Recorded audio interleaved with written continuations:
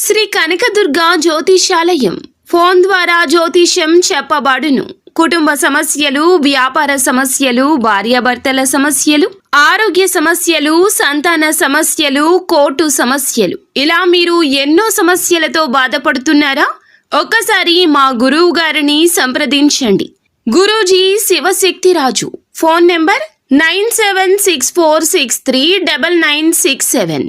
100% స్త్రీ పురుష వశీకరణం చేయబడును. మీకు ఎటువంటి సమస్యలు ఉన్నా ఒక్కసారి గురువు గారిని సంప్రదించండి. ఈ రోజున ధనుస్సు రాశి వారి జాతకులు, వీరు మీ కాళ్ల వద్దకు వస్తారు. మీరు వెళ్ళొద్దు, వారే మీ వద్దకు వస్తారు. వచ్చి ఇలా చేస్తారు. మీ యొక్క జీవితంలో ఇది మరపురాని రోజు అయిపోతుంది.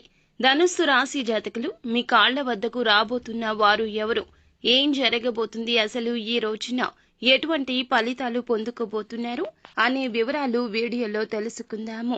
వీడియో గనక మీకు నచ్చినట్లయితే లైక్ చేయండి. మీ లైక్ మాకెంతో సపోర్ట్ అండ్ ఎంకరేజ్మెంట్ గా ఉంటుంది. ఇక ఆలస్యం చేయకుండా వీడియోలోకి వచ్చేద్దాము. ఏలిన నాటి శని ప్రభావంతో ఈ రాశిలో జన్మించిన జాతకులు ఇప్పటి వరకు అనేక రకాల పడరాని కష్టాలు పడ్డారు. చెయ్యని తప్పులకు నిందలు అనుభవించారు.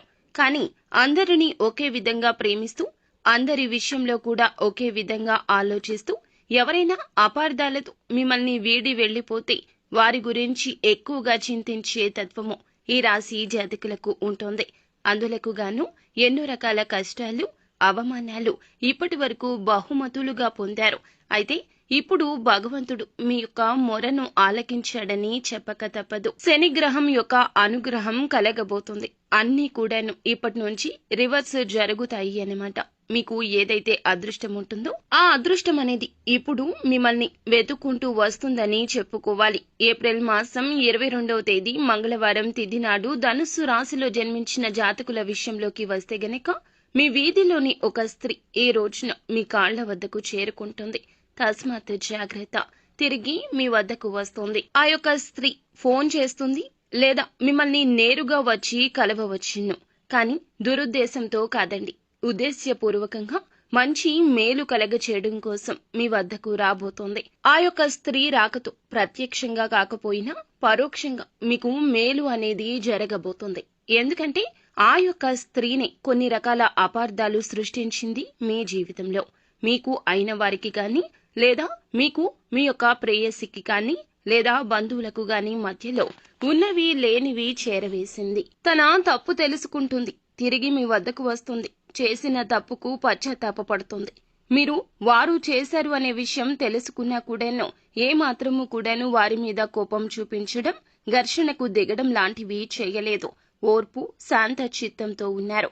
ఇప్పటికీ ఆ స్త్రీకి ఖచ్చితంగా అర్థమైపోయి ఉంటుంది. మీకు మీ యొక్క బంధువులు లేదా కుటుంబ సభ్యులు లేదా మీకు మీ ప్రియమైన వారికి మధ్య ఘర్షణలకు ఆ యొక్క స్త్రీనే కారణభూతము.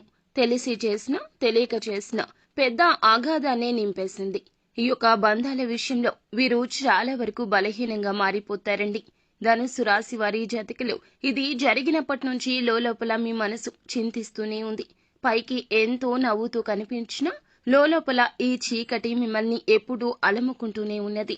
అయితే భగవంతుని ఇచ్చ ఈ రోజున అకస్మాత్తుగా ఇలా నెరవేరబోతోంది. మీ యొక్క వీధిలోని స్త్రీని వీటి అన్నింటికీ చెక్ పెట్టబోతోంది.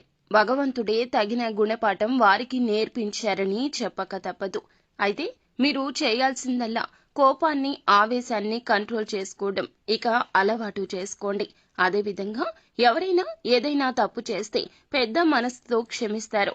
కానీ కొంతమంది విషయంలో మాత్రం అలా ప్రవర్తించకూడదు. వారి వల్ల మనకి కష్టాలే తప్ప జీవితంలో ఎప్పటికీ సుఖాలు ఉండవు. ఈ విషయం గుర్తుంచుకొని శత్రువులుగా భావిస్తున్న వారిని దూరం పెట్టడం అంటే మాట్లాడకుండా ఉండడం అని కాదండి. ఇక మీ పర్సనల్స్ ఏమీ షేర్ చేయకూడదు. మీకు వచ్చిన అవకాశాల గురించి చెప్పకూడదు. వారిని దగ్గరగా అస్సలు భావించకూడదు. మీరు చేసిన ఈ తప్పిదం ఇప్పటి ఈ కష్టాలకు కారణభూతమని చెప్పక తప్పదు. కావున తప్పు మీ వైపు నుంచి కూడా జరిగింది. కావున ఇక నుంచి కొంచెం జాగ్రత్తగానే ఉండండి. ఇక మిగిలిన అంశాలు చూస్తే, విదేశాలకు వెళ్లిన వారు ఉద్యోగాలు రాక తిరిగి వచ్చే ప్రమాదం కనిపిస్తుంది. అలాగే కొన్ని రకాల కేసుల్లో చిక్కుకునే ప్రమాదం కూడా భవిష్యత్తు రోజుల్లో కనిపిస్తుంది. ఇది మీకు కాస్తంత కష్టకాలంగా కూడా చెప్పడం జరుగుతుంది. మిశ్రమ ఫలితాలు అయితే కనిపిస్తున్నాయండి. ఏలిన నాటి శని ప్రభావం కూడా ఈ విధంగా కనిపించబోతోంది. కావున అప్రమత్తంగా ఉండండి.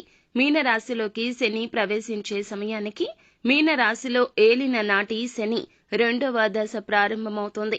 ఈ దశ ఈ జాతకులకు కాస్త ఇబ్బందికరంగా సమస్యాత్మకంగా కనిపిస్తుంది. కావున మోసపోతారు. మోసపోయే విషయంలో జాగ్రత్త. కొన్ని రోజుల పాటు నూతన పెట్టుబడులు పెట్టడం కూడా మీకు అస్సలు మంచిది కాదని చెప్పడం జరుగుతుంది. తీసుకునే నిర్ణయాలు కూడాను సొంతంగా స్వలాభం కోసం తీసుకోవద్దు. ఇత్యాది జాగ్రత్తలు తప్పనిసరిగా తీసుకోండి. నిత్యం శివారాధన చేయండి. మీకు ఎంతో మేలు కలుగుతుంది. అలాగే విష్ణు సహస్రనామ పారాయణం కూడా పఠించండి. అంతా మంచి జరుగుతుంది.